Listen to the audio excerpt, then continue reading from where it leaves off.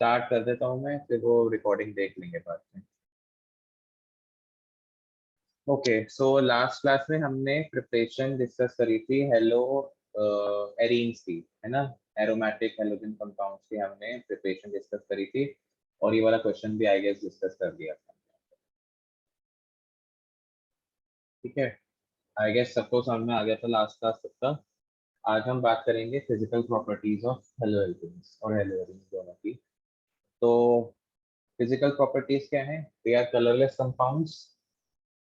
वैसे कलरलेस होते हैं compounds, but they are sweet smelling. और लिक्विड्स की यहाँ पर बात हो रही है, बट सारे के सारे जो हेलो एल्केन्स हैं वो लिक्विड्स में, लिक्विड फॉर्म में एग्जिस्ट नहीं करते। जो आपके लोअर मेंबर्स होते हैं, ये आपने शायद एल्केन एल्कीन एल्काइन के केस में भी पढ़ा होगा हाइड्रोकार्बन्स में, कि आपके जो लोअर मेंबर्स होते हैं generally they exist in the form of gas. और जैसे जैसे आपके number of carbon atoms increase करते हैं, तो फिर आपका जो स्टेट है वो लिक्विड में कन्वर्ट हो जाती है, और फिर उसके बाद सॉलिड में कन्वर्ट हो जाती है। ऐसा क्यों होता है कि मास इंक्रीज होने के साथ साथ आपकी जो ये स्टेट है, ये गैस से लिक्विड और फिर लिक्विड से सॉलिड में कन्वर्ट होती है? पता है किसी को इसका आंसर? नहीं पता? देखो, ऐसा इसलिए होता है क्योंकि आपका मास इंक्रीज करता है कार्बन एटम्स इंक्रीज होने के साथ साथ। तो मास जब आपका इंक्रीज करता है तो उससे क्या होता है कि आपके जो मॉलिक्यूल्स के बीच में इंटरमॉलिक्यूलर इंटरेक्शंस होते हैं वो इंक्रीज कर जाते हैं। तो इंटरमॉलिक्यूलर इंटरेक्शंस के इंक्रीज होने की वजह से जो आपका मास है वो भी इंक्रीज कर जाता है। ठीक है, वो सॉरी, जो आपका वो होती है डेंसिटी जो है वो इंक्रीज कर जाती है, क्योंकि density is mass upon volume. ठीक है, तो इसीलिए डेंसिटी इंक्रीज होने के साथ साथ आपका जो इंटरमोलिक्यूलर वो आपकी जो स्टेट होती है वो आपकी सॉलिड स्टेट होने लग जाती है, जैसे जैसे आपके कार्बन एटम्स इंक्रीज करते हैं। तो कलरलेस होते हैं, लेकिन अगर आप ब्रोमाइड्स और आयोडाइड्स को अगर आप धूप में रख देते हो, सनलाइट में रख देते हो, या फिर अगर आप नॉर्मल लाइट में उनको दे देते हो अपनी रूम की, तो फिर वो थोड़ा सा हल्का सा कलर डेवलप करने लगते हैं। बट जनरली आपके हेलो एल्केन्स जो है वो कलरलेस होते हैं। उसके बाद हमने बात करी थी कि आपका जो सेम एल्काइल ग्रुप होता है, सेम एल्काइल ग्रुप के लिए मतलब अगर आपका एल्काइल ग्रुप सेम हो और अगर हम अलग अलग उसमें हेलोजन एटम लगा दें, तो उसके लिए आपका ये ऑर्डर होता है बॉइलिंग पॉइंट का। ठीक है, आयोडाइड्स का सबसे ज्यादा बॉइलिंग पॉइंट, फिर ब्रोमाइड, फिर क्लोराइड, फिर फ्लोराइड। क्यों होता है ऐसा? आयोडाइड्स का बॉइलिंग पॉइंट क्यों ज्यादा होता है? क्योंकि उसका मास ज्यादा होता है। ठीक है, यही इसका रीजन है, मास ज्यादा होता है उसका, और जैसे जैसे मास आपका डिक्रीज करता जाएगा तो वैसे वैसे आपका बॉइलिंग पॉइंट पे डिक्रीज करता जाएगा।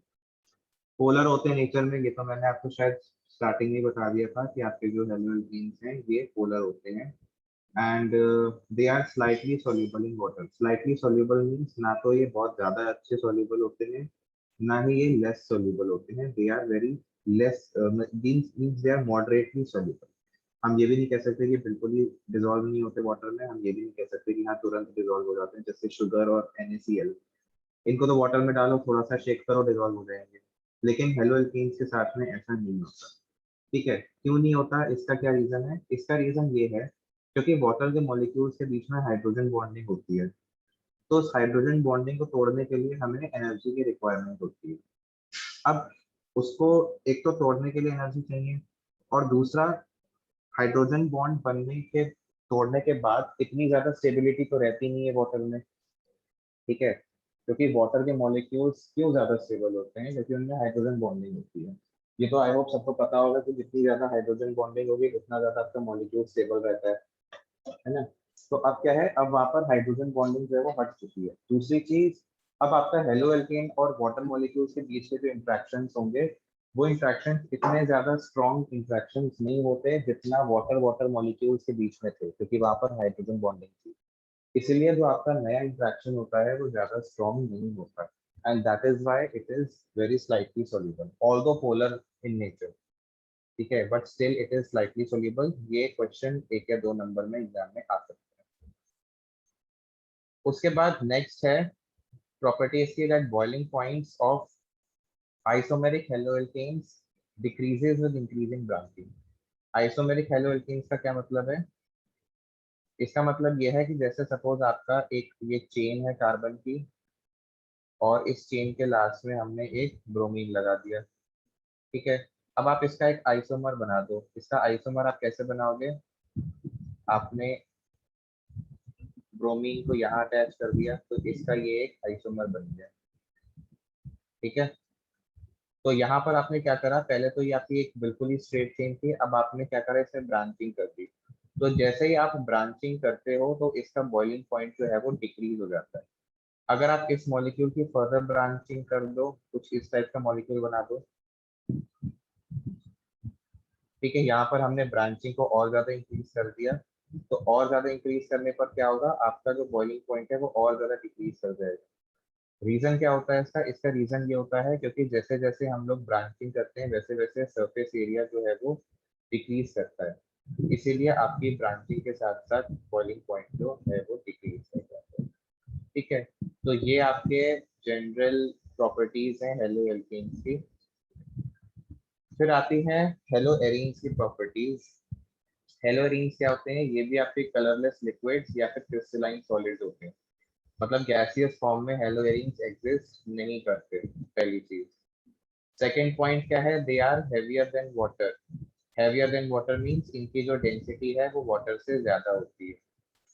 And the density of these halogenes it will increase in number of carbon atoms। obvious सी बात है क्योंकि जैसे जैसे आपके कार्बन एटम्स इंक्रीज करेंगे वैसे वैसे मास इंक्रीज करेगा मॉलिक्यूल का, और जैसे जैसे मास इंक्रीज करेगा वैसे वैसे डेंसिटी भी इंक्रीज करेगी। फिर ना ही कार्बन एटम से, बल्कि अगर आप हेलोजन एटम्स को भी अगर आप इंक्रीज कर देते हो तो उससे भी मास इंक्रीज करता है। और अगर आप कोई हायर मास वाला हेलोजन एटम ले लो, जैसे कि आयोडीन या ब्रोमाइड वाला कोई अगर आप कंपाउंड ले लो, तो उससे भी डेंसिटी इंक्रीज करती है क्योंकि उनका मॉलिक्यूलर मास जो है वो ज्यादा होता है। तो यहाँ पर इन्होंने ऑर्डर भी दे दिया है मेल्टिंग पॉइंट और बॉइलिंग पॉइंट का।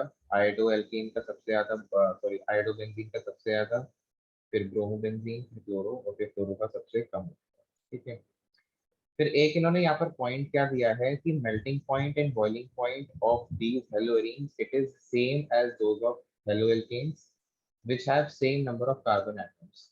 मतलब अगर आपका हेलोएरीन और हेलोएल्कीन इसमें number of carbon atoms same है तो आपका मेल्टिंग पॉइंट और बॉइलिंग पॉइंट भी ऑलमोस्ट सेम होता है। जैसे अगर आप क्लोरोबेंजीन का एग्जांपल लो, तो क्लोरोबेंजीन में 6 कार्बन है, बेंजीन में 6 कार्बन होते हैं। तो अगर आप कोई 6 कार्बन वाला हेलो एल्केन ले लो, यानी कि अगर आप क्लोरोहेक्सेन ले लो, ठीक है, क्योंकि उसमें 6 कार्बन, तो इन दोनों का जो बॉइलिंग पॉइंट और मेल्टिंग पॉइंट होता है ये ऑलमोस्ट सिमिलर ही होता है। ये पॉइंट इसमें बोला गया। फिर नेक्स्ट पॉइंट क्या है कि अगर आपका कोई डाई हेलोजन कंपाउंड है, डाई हेलोजन का मतलब जिसमें 2 हेलोजन है, जैसे ये, ठीक है, तो डाई हेलोजन कंपाउंड के केस में जो बॉइलिंग पॉइंट है इट इज ऑलमोस्ट सेम। ठीक है, मतलब ये तो पता है आपको होगा कि अगर कोई भी इस तरीके का कंपाउंड होता है बेंजीन में जिसमें 2 सब्स्टिट्यूएंट्स लगे होते हैं, तो उसके 3 आइसोमर्स बन सकते हैं, ऑर्थो, पैरा और मेटा। पता है नहीं पता ये? ठीक है, जैसे ये वाला जो आपका एग्जांपल है ये ऑर्थो, ये वैसे तो डाई क्लोरो है बट ये एग्जांपल किसका है? ये ऑर्थो का एग्जांपल है। ऑर्थो का मतलब क्या है कि अगर एडजेसेंट कार्बन एटम्स पे आपके कोई सब्स्टिट्यूएंट्स लगे हों उनको हम ऑर्थो कहते हैं। ठीक है, अगर हमारा 1 3 पोजीशन पे लगा, इसको हम 1 2 पोजीशन भी कहते हैं। ठीक है, जैसे ये आपकी 1 पोजीशन हो गई, ये आपकी 2 हो गई। अगर 1 3 पोजीशन पे कोई सब्स्टिट्यूएंट लगा हो तो वो आपका मेटा कंपाउंड होता है, और अगर 1 4 पोजीशन पे कोई भी सब्स्टिट्यूएंट लगा हो, ये तो हमारा, ये इसको हम पैरा कंपाउंड कहते हैं। इतना तो पता होगा, 11th क्लास में पढ़ा था ये। Yes sir. ठीक है, तो बात यहाँ पर ये कहा जा रहा है कि ऑर्थो, मेटा, पैरा, इन तीनों का जो बॉइलिंग पॉइंट है ये ऑलमोस्ट सेम होता है। पैरा का थोड़ा सा ज्यादा होता है। ठीक है, पैरा का क्यों ज्यादा होता है ऑर्थो और मेटा से? पैरा का इसलिए ज्यादा होता है क्योंकि पैरा सिमेट्रिकल होता है। ठीक है, अगर आप देखो ऑर्थो सिमेट्रिकल नहीं है, मेटा अगर आप यहाँ 3rd पोजीशन पे लगा दो, ठीक है, इस तरीके से, तो वो भी सिमिलर नहीं है। लेकिन अगर आप यहाँ पैरा पे लगा देते हो तो ये एक सिमेट्रिकल हो जाएगा मॉलिक्यूल, बीच में से अगर इसको काटो तो दोनों हाफ्स आपके सिमिलर आएंगे। तो पैरा सिमेट्रिकल होने की वजह से the structure is packed well in crystal lattice. ठीक है, तो कोई भी आपका जो सिमेट्रिकल कंपाउंड होता है उसकी क्रिस्टल लैटिस में अच्छी पैकिंग होती है, उसी वजह से उसका जो मेल्टिंग पॉइंट या बॉइलिंग पॉइंट होता है वो थोड़ा सा ज्यादा होता है। ठीक है, समझ में आ गई बात। These were the physical properties of haloarenes, aromatic compounds. I hope किसी को डाउट नहीं होगा इसमें। so, अब इसके आगे हमें पढ़नी है chemical properties of halogen compounds.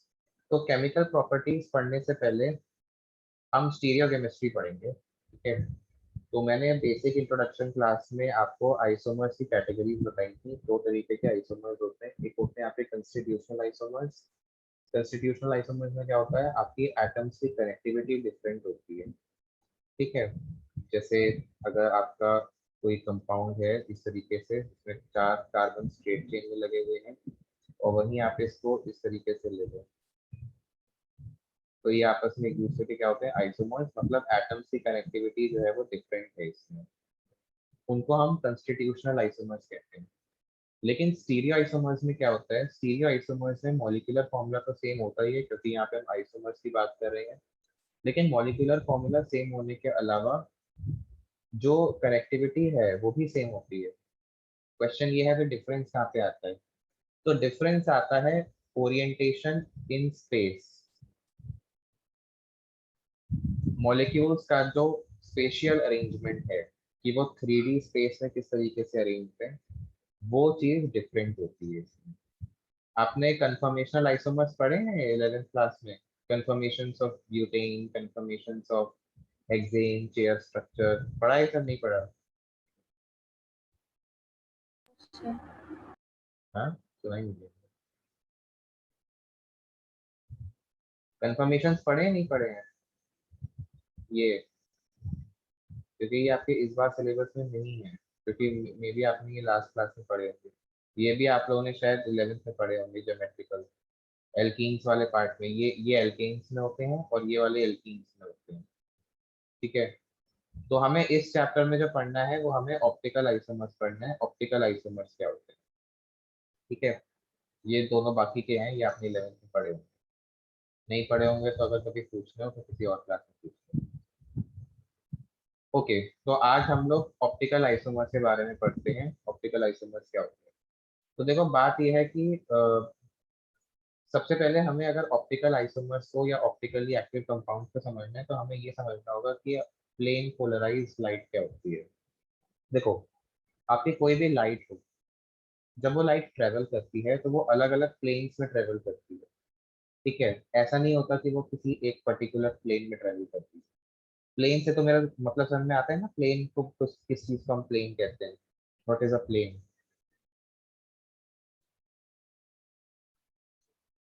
बोलो। बताओ कोई प्लेन क्या होता है।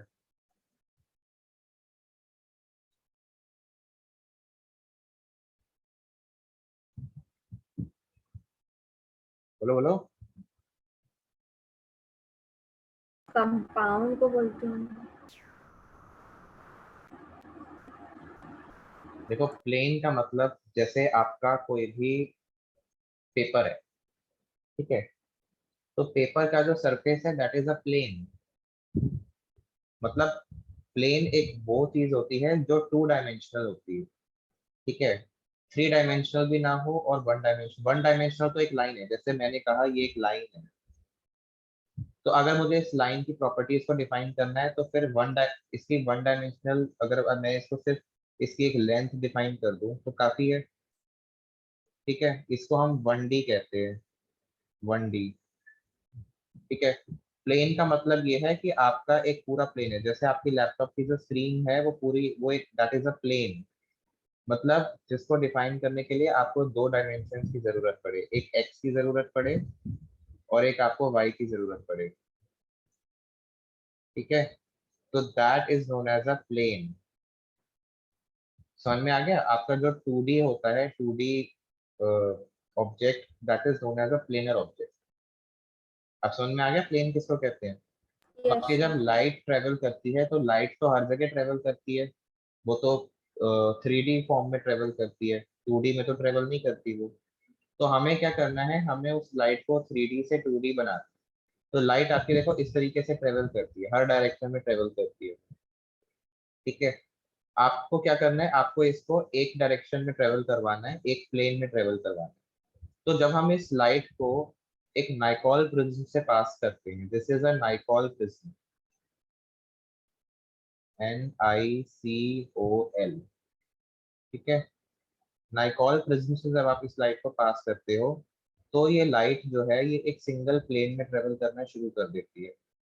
तो जब ये एक सिंगल प्लेन में ट्रेवल करती है तो उसी लाइट को हम कहते हैं प्लेन पोलराइज्ड लाइट। ठीक है, तो प्लेन पोलराइज्ड लाइट क्या है, a light travelling in a single plane when it is passed through a Nicol prism, that is known as a plane polarised light, short form में PPL भी कह देते हैं इसको। ठीक है, तो ऑप्टिकल एक्टिविटी क्या होती है, अगर इस लाइट को, ये जो हमारी प्लेन पोलराइज्ड लाइट है, अगर हम इस, जैसे सपोज ये अभी बिल्कुल स्ट्रेट चल रही है, आपको ये दिख रहा होगा बिल्कुल स्ट्रेट है ये, तो जब आप इसको किसी सब्सटेंस के थ्रू पास करते हो इस लाइट को, तो अगर ये लाइट, अगर वो सब्सटेंस इस लाइट को लेफ्ट या राइट डायरेक्शन में रोटेट कर देता है किसी थीटा एंगल से, तो उस सब्सटेंस को हम ऑप्टिकली एक्टिव सब्सटेंस कहते हैं। ठीक है, मतलब ये आपकी लाइट एकदम स्ट्रेट ट्रेवल कर रही थी, सब्सटेंस से पास होने पर ये या तो लेफ्ट डायरेक्शन में रोटेट हो गई या फिर ये राइट डायरेक्शन में रोटेट हो गई। ठीक है, मैं इसको अगले वाला शायद फिगर में है ये, देखो इस वाला। ठीक है, ये देखो ये लाइट एकदम स्ट्रेट है, प्लेन को पहले हमने, ये आपकी पहली नॉर्मल लाइट थी, आपने इसको नाइकॉल प्रिज्म से पास किया, अब ये एकदम स्ट्रेट लाइन हो गई। तो इस स्ट्रेट लाइन को आपने इस कंपाउंड से पास किया, कंपाउंड का कोई भी सोल्यूशन ले लो। ठीक है, उस आपने कंपाउंड से उसको पास किया, अब आप ये देखो कि ये राइट लाइट जो है ये रोटेट हो गई है, दिख रही है सबको रोटेट होती हुई। तो अगर ये लाइट रोटेट हो जाए उस सब्सटेंस के थ्रू पास करने पर, तो उस सब्सटेंस को हम ऑप्टिकली एक्टिव सब्सटेंस कहते हैं। और अगर लाइट रोटेट नहीं होती है, वो जिस प्लेन में ट्रेवल कर रही है उसी प्लेन में एज इट इज निकल जाए, तो उस सब्सटेंस को फिर हम ऑप्टिकली इनएक्टिव सब्सटेंस कहते हैं। ठीक है, नहीं अगर प्लेन पोलराइज्ड लाइट रोटेट होती, that is known as an optically inactive substance. तो ऑप्टिकली एक्टिव सब्सटेंस की ये जो प्रॉपर्टी होती है, ऑप्टिकली एक्टिव सब्सटेंस की जो प्रॉपर्टी होती है जिससे आप प्लेन पोलराइज्ड लाइट को रोटेट कर देती है, वो उसी ऑप्टिकली एक्टिव सब्सटेंस की हम इस प्रॉपर्टी को कहते हैं ऑप्टिकल एक्टिविटी। ठीक है, उसी को हम कह देते हैं ऑप्टिकल एक्टिविटी। बाकी ऑप्टिकली इनएक्टिव जो सब्सटेंसेस होते हैं उनकी तो कोई ऑप्टिकल एक्टिविटी नहीं होती है। समझ में आ गई ऑप्टिकली एक्टिव सब्सटेंस क्या होते हैं?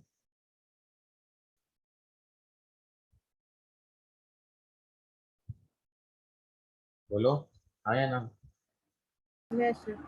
ठीक है, उसके बाद ये जो प्लेन पोलराइज्ड लाइट हमारी रोटेट होने के बाद निकलती है, इसका कितने एंगल से इसमें रोटेट हुई, किस डायरेक्शन में रोटेट हुई, लेफ्ट या राइट में कितना रोटेट हुई, उसको हम फिर एक डिवाइस से मेजर करते हैं, उस डिवाइस को हम कहते हैं पोलैरिमीटर। तो this is your optically active substances and optically inactive substances. तो अब बात यह है कि आपका ये जो प्लेन पोलराइज्ड लाइट अगर किसी एक स्ट्रेट प्लेन में चल रही है, तो इसको दो डायरेक्शंस में रोटेट किया जा सकता है, या तो उसको हम राइट में रोटेट कर सकते हैं या आप उसको लेफ्ट में रोटेट कर सकते हो, और तो कोई डायरेक्शन है नहीं जिसमें आप उसको रोटेट कर सकते हो। तो जो सब्सटेंसेस राइट में रोटेट करते हैं प्लेन पोलराइज्ड लाइट को, उनको हम कहते हैं डेक्स्ट्रो रोटेटरी, स्मॉल डी या प्लस साइन से उनको हम रिप्रेजेंट करते हैं। और जो सब्सटेंसेस प्लेन पोलराइज्ड लाइट को लेफ्ट में रोटेट करते हो, उन्हें हम कहते हैं लीवो रोटेटरी, स्मॉल एल या फिर माइनस साइन से करते हैं। तो एक ही सब्सटेंस के ये जो डेक्स्ट्रो और लीवो फॉर्म्स होती हैं, यही आपस में एक दूसरे के ऑप्टिकली आइसोमर्स होते हैं। ठीक है, तो आई होप सबको ऑप्टिकली ऑप्टिकल आइसोमर्स क्या होते हैं समझ में आ गया होगा। ठीक है, ये इस एग्जांपल में है तो मैंने अभी दिखाया था। आप देखो ये आपकी स्ट्रेट लाइट, ये आपका सब्सटेंस, यहाँ पर अगर आप देखो तो आपकी लाइट जो है वो राइट डायरेक्शन में रोटेट हो गई किसी एंगल से, और नीचे वाली जो लाइट थी इस वाले सब्सटेंस से पास करी, ये आपकी लेफ्ट में रोटेट हो गई। तो ये जो लेफ्ट और राइट में जो इसने रोटेट किया है, आप अगर ध्यान से देखो सब्सटेंस एक ही है, the substances CCl Br HF, ये भी CCl Br HF ही है, ठीक है। सब्सटेंस दोनों एक ही है, मॉलिक्यूलर फॉर्मूला सेम है, एटम्स की कनेक्टिविटी सेम है, बस क्या है कि एक ने राइट में रोटेट किया लाइट को और एक ने लेफ्ट में रोटेट किया है, तो ये दोनों फॉर्म्स आपस में एक दूसरे की ऑप्टिकली एक्टिव फॉर्म्स होती हैं। ये पहली वाली फॉर्म ने राइट में रोटेट किया तो ये आपकी प्लस फॉर्म हो गई, और नीचे वाली ने आपको लेफ्ट में रोटेट किया है तो ये आपकी माइनस फॉर्म हो जाती है, ठीक है। समझ में आ गया ऑप्टिकल आइसोमर्स क्या होते हैं बच्चे? कोई ऐसा बच्चा जिसको नहीं समझ में आया ऑप्टिकल आइसोमर्स क्या होते हैं? मोहित तुम लेट कैसे आए क्लास में?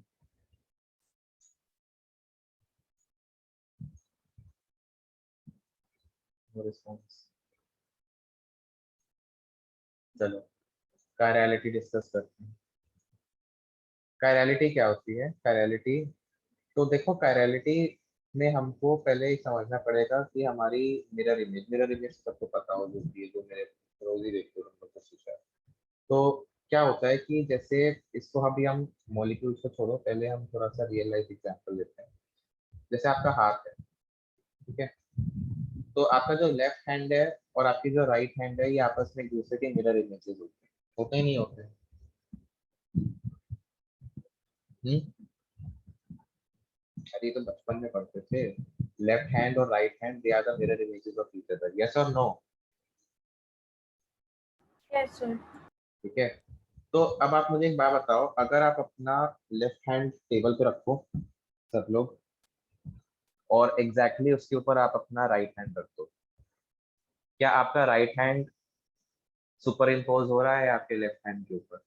सुपर इम्पोज का मतलब क्या, एग्जैक्टली फिंगर्स एक दूसरे के ऊपर आ रही हैं? Yes, sir. आ रही है, कैसे आ रही है? देखो थंब के ऊपर लिटिल फिंगर आ रही है और वो नीचे सर वाली लिटिल फिंगर के ऊपर थंब आ रहा है, ठीक है। टेबल पे हाथ रखो, उसके ऊपर राइट हैंड रखना है बच्चे, नहीं आ रहा, ठीक है। तो इसी तरीके के ऑब्जेक्ट्स को हम कायरल ऑब्जेक्ट्स कहते हैं, मतलब वो मॉलिक्यूल्स या वो ऑब्जेक्ट्स जिनकी मिरर इमेजेस को हम उनके ऊपर सुपर इम्पोज नहीं कर सकते, ठीक है, they are known as chiral objects. molecules that are molecules that are non-superimposable on their mirror images, they are known as chiral molecules। तो यही जो हमने अभी मिरर इमेज वाला अपने कॉन्सेप्ट अभी हमने अपने हाथ के लिए यूज किया था, इसी कॉन्सेप्ट को हम ऑर्गेनिक मॉलिक्यूल्स के लिए यूज करते हैं। एक और एग्जांपल ले लेते हैं, जैसे एक प्लेन पेपर है, A4 शीट, ठीक है, उस प्लेन पेपर को आप, उसकी मिरर इमेज एक दूसरा प्लेन पेपर होएगा, ठीक है, दूसरा प्लेन पेपर उसकी मिरर इमेज कह सकते हैं नहीं कह सकते? दोनों शीट्स को आप एक दूसरे के ऊपर रख दो, क्या वो दोनों शीट्स एक दूसरे के ऊपर सुपर इम्पोज हो सकती हैं?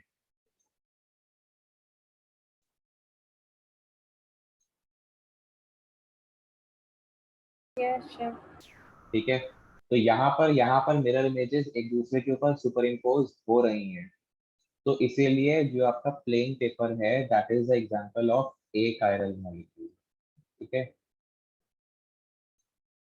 तो कायरल ऑब्जेक्ट्स क्या होते हैं? जिनकी मिरर इमेजेस उनके ऊपर सुपर इम्पोज नहीं हो सकती, और ए कायरल मॉलिक्यूल्स वो होते हैं जिनकी मिरर इमेजेस उनके ऊपर सुपर इम्पोज हो सकती हैं। सुपर इम्पोज का मतलब समझ में आया ना क्या होता है? थोड़ी इंग्लिश की क्लासेस भी अच्छे से अटेंड किया था स्कूल में। तो अब हम यही जो कायरलिटी का जो कॉन्सेप्ट है इसको हम ऑर्गेनिक मॉलिक्यूल्स के लिए समझने की कोशिश करते हैं। तो ये आप पहला वाला एग्जांपल देखो, ये जो पहला वाला इमेज है, इस वाली इमेज में आप इस मॉलिक्यूल को अगर ध्यान से देखो तो ये इसकी मिरर इमेज हो जाएगी, ठीक है।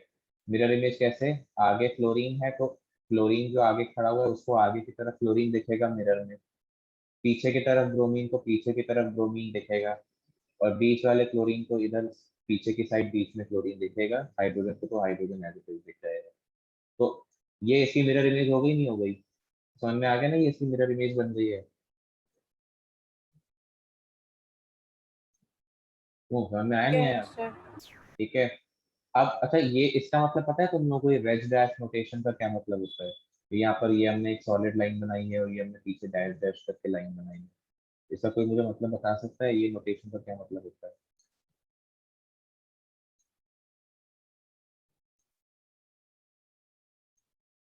बताओ।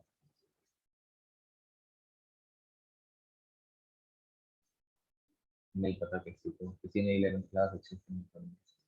देखो इसका मतलब ये है, ये जो आपके हमने सॉलिड लाइन बनाई है इसको हम कहते हैं wedge bond, WEDG। Wedge bond का मतलब होता है कि आपका जो बॉन्ड है वो आउट ऑफ, देखो क्योंकि हमारा ये जो मॉलिक्यूल है ये तो 3D फॉर्म में है ना, 2D मॉलिक्यूल थोड़ी है ये, टेट्राहेड्रल ज्योमेट्री है ये इसकी। ठीक है, पेन से बना के दिखाऊं क्या मैं तुम लोगों को? एक मिनट।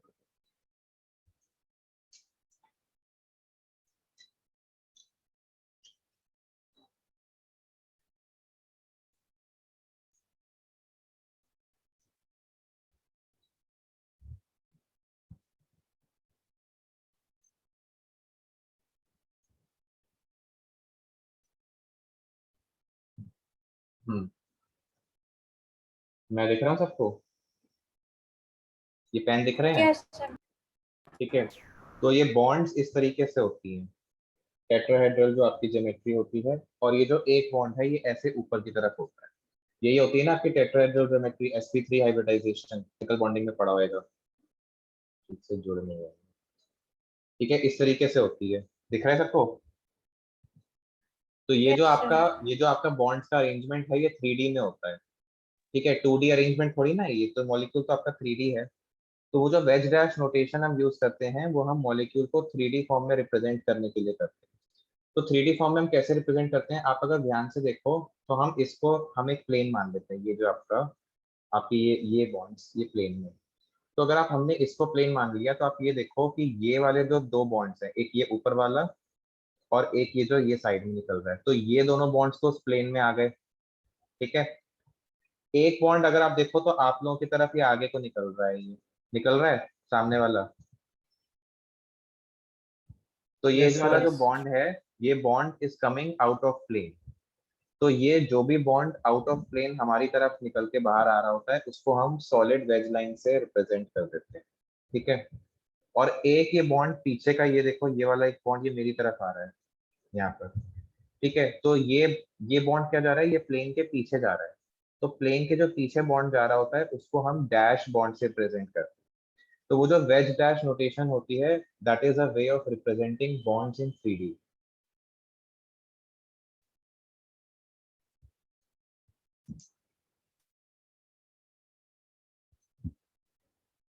ठीक है, तो यहाँ पर अगर हमने यहाँ पर वेज डैश नोटेशन यूज किया है इसका मतलब क्या है, इसका मतलब ये है कि आपका ये जो ब्रोमीन वाला बॉन्ड है ये आपके कंप्यूटर स्क्रीन के पीछे जा रहा है बॉन्ड, और ये जो क्लोरीन वाला बॉन्ड है ये सॉलिड लाइन है, वेज कहते हैं जिसको। इसका मतलब ये है कि ये क्लोरीन जो है ये आपकी स्क्रीन के बाहर आ रहा है बॉन्ड।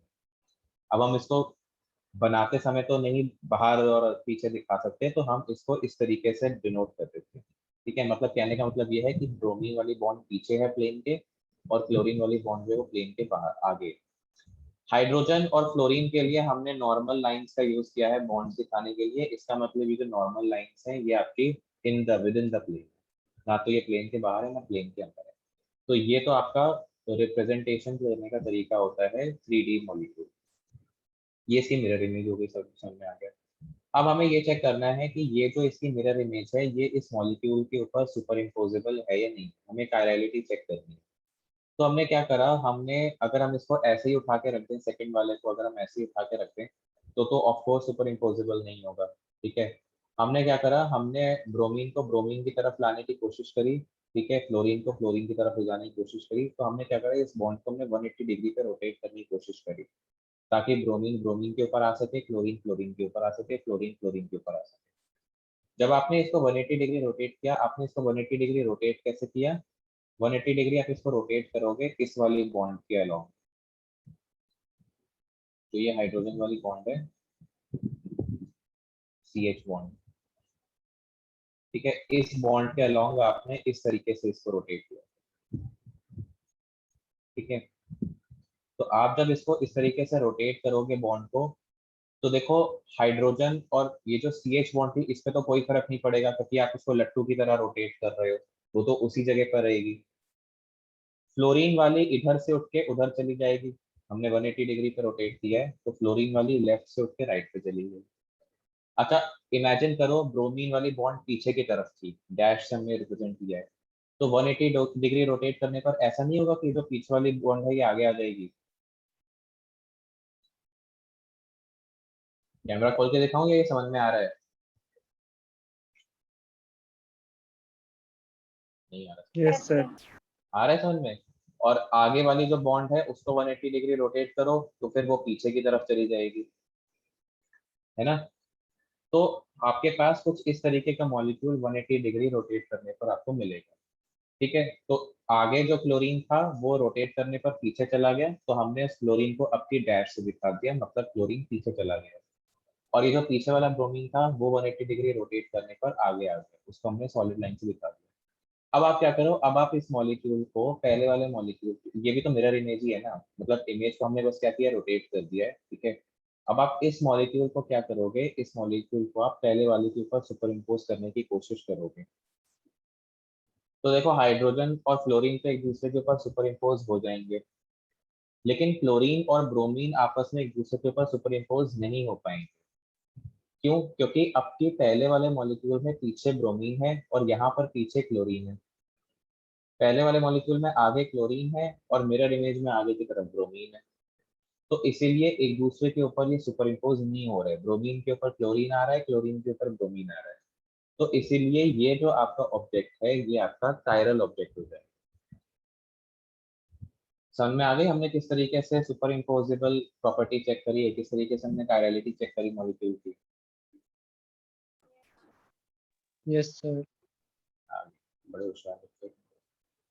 अब ये तो हमने एग्जांपल देख लिया कायरल ऑब्जेक्ट का, अब आपको इस वाले मॉलिक्यूल में कायरलिटी चेक करनी है। तो ये हमारा मॉलिक्यूल है, इसका मिरर इमेज हो गया, यहाँ तक तो किसी को कोई दिक्कत नहीं होगी। CH बॉन्ड के अलोंग आपने इसको लट्टू की तरह रोटेट करा, तो वही जैसे ऊपर हुआ था, फ्लोरीन उधर चला गया, ये पीछे वाला क्लोरीन है जो आगे की तरफ आ गया, और ये आगे वाला क्लोरीन है जो पीछे की तरफ चला गया।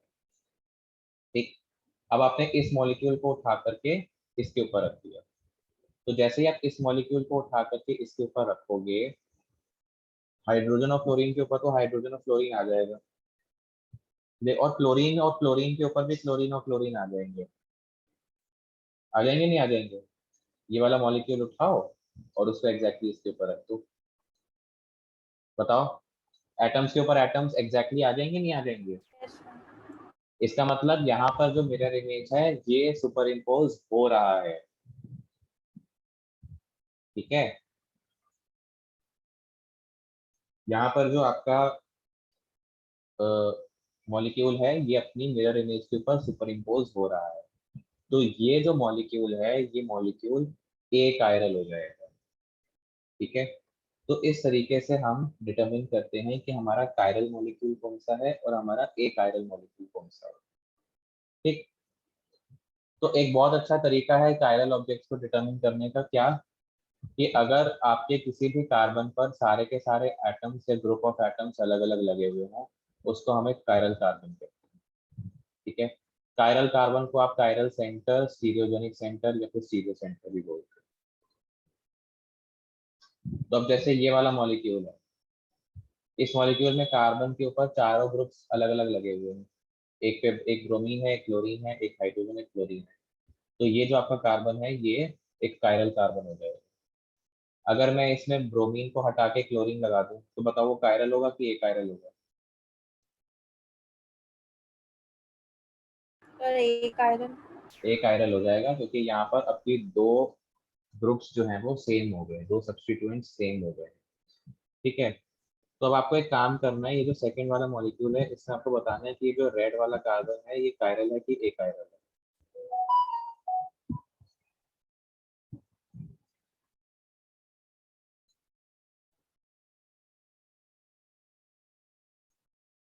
पूरा सर का पूरा कायरल। सब्स्टिट्यूट कायरल है, क्यों कायरल है बताओ?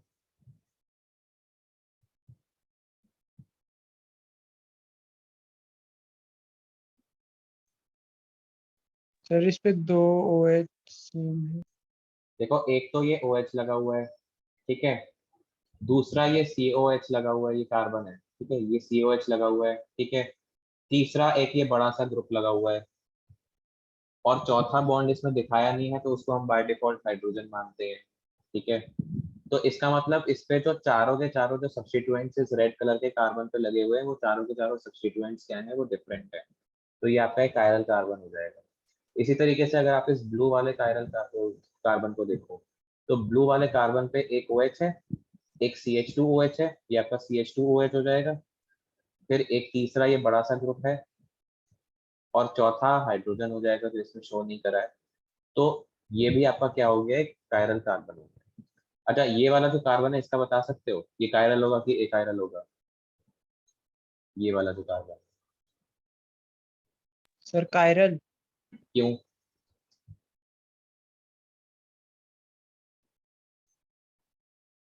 कायरल क्यों होगा? ये CH2 है, ये तो दिख रहा है ना, ये CH2OH है ये।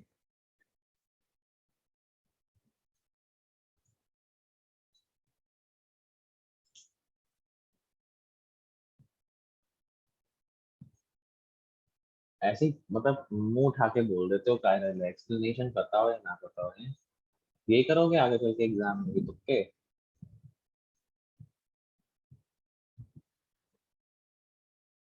जेई मेन से तुक्का मत मारना, नेगेटिव मार्किंग होती है।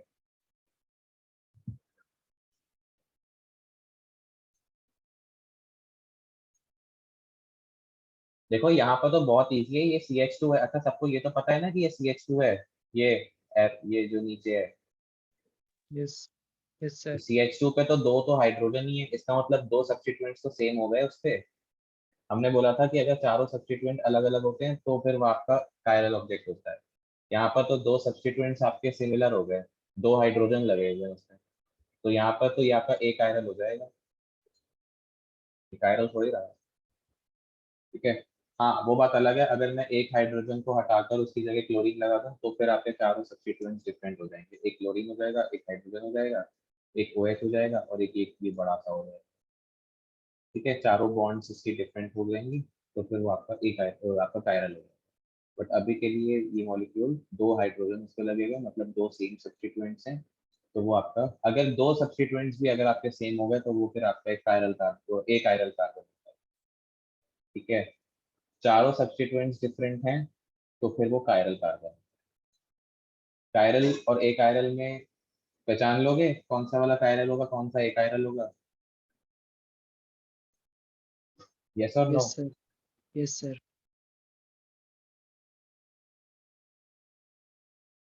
ठीक है, तो अब हम बात करते हैं इनैंशियोमर्स की, बस ये वाला खत्म करते हैं, केमिकल रिएक्शन कल से पढ़ेंगे। इनैंशियोमर्स क्या होते हैं? इनैंशियोमर्स का मतलब the molecules of the compound which are non-superimposable images of each other, they are known as enantiomers। जैसे आपने इस वाले केस में देखा, इस वाले केस में अगर आप ध्यान से देखो ये एक दूसरे की मिरर इमेज है कि नहीं है? देखना तो Yes, दिख sir. रहा होगा। तो अब अगर आप इन दोनों को एक दूसरे के ऊपर सुपर इम्पोज करने की कोशिश करोगे तो ये नहीं होंगी सुपर इम्पोज, क्योंकि चारों सब्स्टिट्यूएंट्स डिफरेंट है, एक CH3 है, एक हाइड्रोजन है, एक OH है और एक COOH है, ठीक है। तो ये आपका क्या हो गया, एक कायरल मॉलिक्यूल। कायरल मॉलिक्यूल में सुपर इम्पोजेबल नहीं होते। तो ये जो आपका मॉलिक्यूल है और इसकी ये जो मिरर इमेज है, ये आपस में एक दूसरे के इनैंशियोमर्स कहलाते हैं, ठीक है, इन्हीं को हम कहते हैं आपस में एक दूसरे के इनैंशियोमर्स। ये पहला वाला दूसरे का इनैंशियोमर है और दूसरा वाला पहले का इनैंशियोमर है, this is a pair of enantiomers, ठीक है। So molecules which are non-superimposable images of each other, they are known as enantiomers, ठीक है।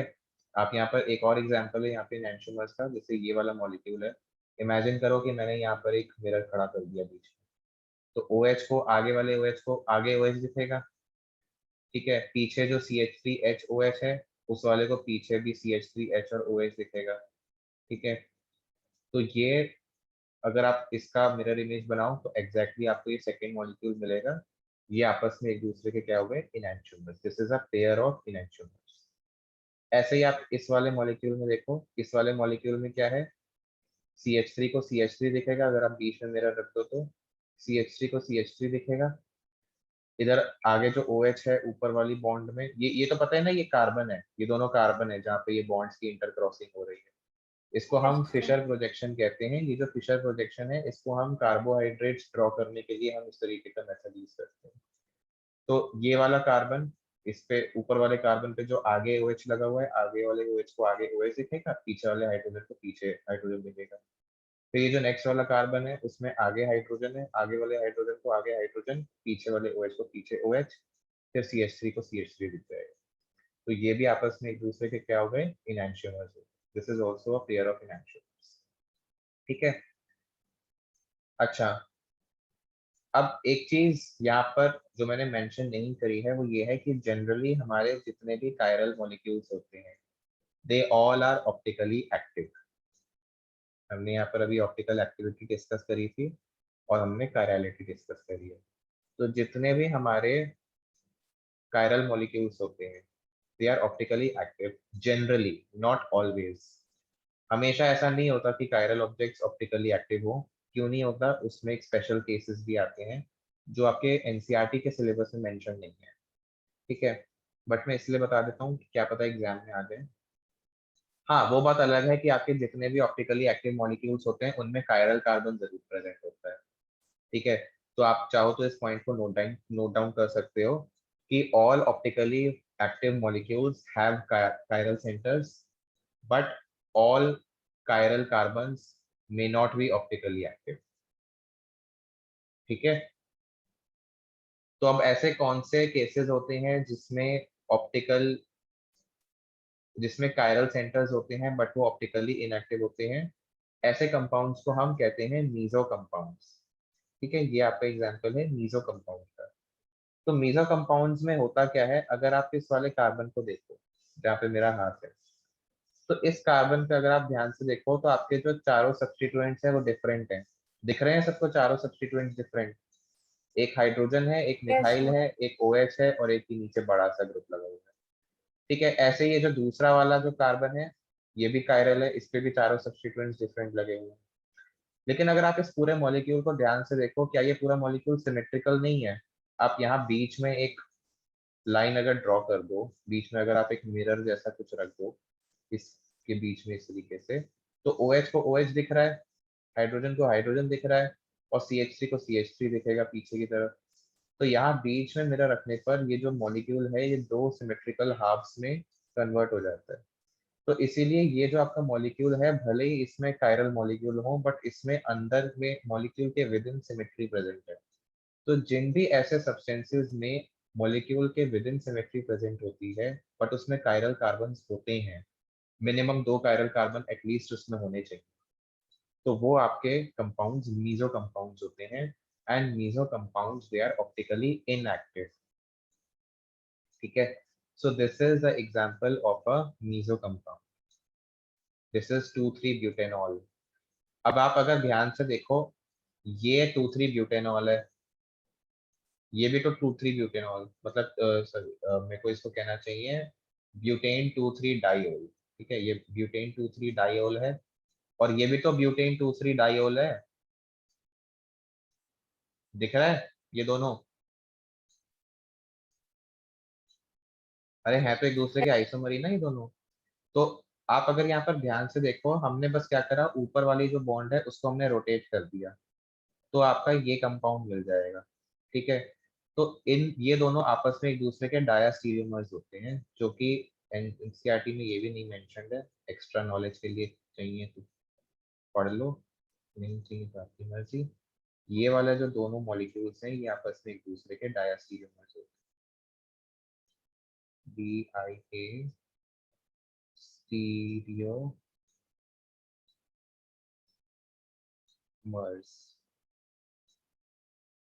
आपको 1-2 दिन और थोड़ा सा बेकार हैंडराइटिंग से काम चलाना पड़ेगा।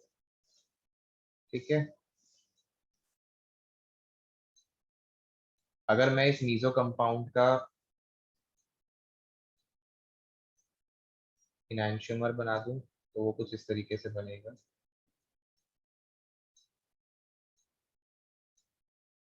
इसका इनैंशियोमर कैसे बनेगा? हाइड्रोजन को आगे की तरफ हाइड्रोजन दिखेगा, और पीछे वाले OH को यहाँ पर OH लिखेगा। ठीक है, तो ये दोनों आपस में एक दूसरे के क्या हो जाएंगे, क्योंकि मिरर इमेजेस हैं, तो ये क्या हो गए, इनैंशियोमर्स। तो सिंपली हम ये कह सकते हैं कि इनैंशियोमर्स तो एक दूसरे की मिरर इमेज होती है, लेकिन डायास्टीरियोमर्स एक दूसरे के मिरर इमेज नहीं होते। डायास्टीरियोमर्स होते तो स्टीरियो आइसोमर्स ही हैं, लेकिन वो एक दूसरे की मिरर इमेज नहीं होते। जैसे ये कंपाउंड और ये वाला कंपाउंड, ये एक दूसरे की मिरर इमेज है ही नहीं, लेकिन फिर भी ये आप देखो कि ये एक ही कंपाउंड है। This is also butane 2,3 diol and this is also butane 2,3 diol. ठीक है, but still they are not the mirror images of each other, तो ऐसे कंपाउंड्स को हम कहते हैं डायास्टीरियोमर्स। आपने सिस ट्रांस आइसोमर पढ़े हैं 11th क्लास में? No, sir. पढ़े? नहीं पढ़े? अरे सिस ट्रांस तो ये होते हैं ना, एल्कीन्स में होते हैं। अगर आपके सब्स्टिट्यूएंट सेम साइड पे लगा हुआ हो, जैसे मैंने यहाँ पर क्लोरीन और क्लोरीन सेम साइड पे लगा दिया, ये आपका सिस होता है। और इसको मैंने अगर अपोजिट साइड पे लगा दिया तो ये ट्रांस होता है। ये इस तरीके के आइसोमर नहीं पढ़े आप लोगों ने 11th में? पढ़े होंगे, ऐसा कैसे हो सकता है नहीं पढ़े?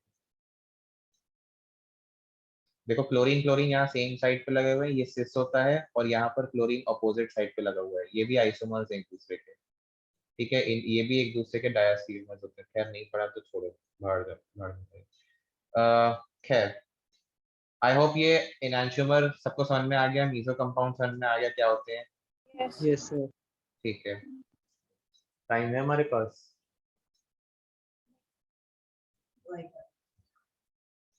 ये एक लास्ट टर्म और पढ़ लेते हैं हम, रेसिमिक मिक्सचर क्या होता है। तो देखो किसी भी, ये जो दोनों हमने इनैंशियोमर्स पढ़े अभी, ये अगर आप किसी एक मिक्सचर में इन दोनों का 50-50 रेशो ले लेते हो, उस मिक्सचर को हम रेसिमिक मिक्सचर कहते हैं। ठीक है, equimolar mixture of both the dextro and LIGO forms of that enantiomer, that is known as the racemic mixture।